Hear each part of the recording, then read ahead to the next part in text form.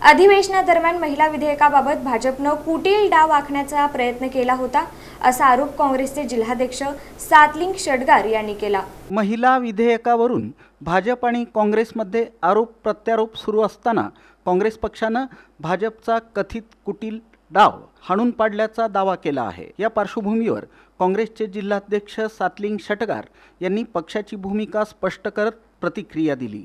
अधिवेशनादरम्यान महिला विधेयकाबाबत भाजपनं कुटील डाव आखण्याचा प्रयत्न केला होता असा आरोप त्यांनी केला। मात्र काँग्रेस पक्षानं एकजूट दाखवत आघाडी घेत हा डाव हाणून पाडला असं ते म्हणाले।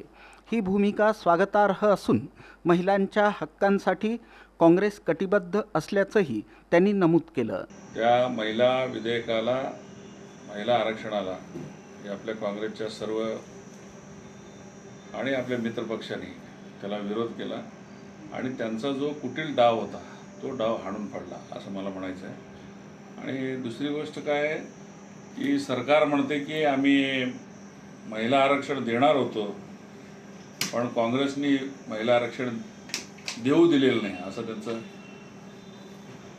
म्हणजे सगळीकडे अजेंडा चालू आहे।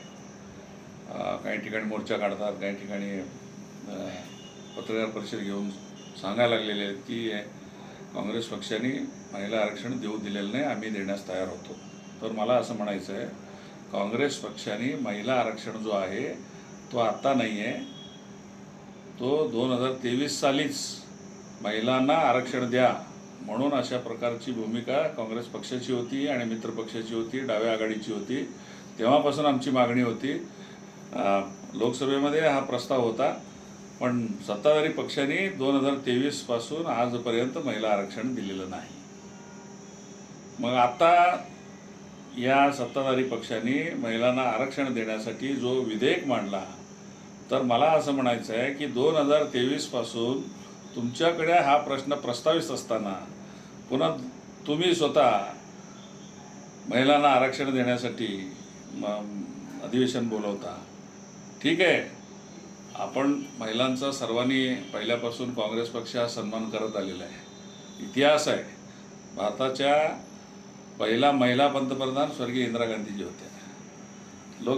लोकसभेचे सभापती, राष्ट्रपती काँग्रेसचे होते। आम्ही पहिल्यापासून महिलांना सन्मान करत आलेलो आहोत, हा इतिहास आहे।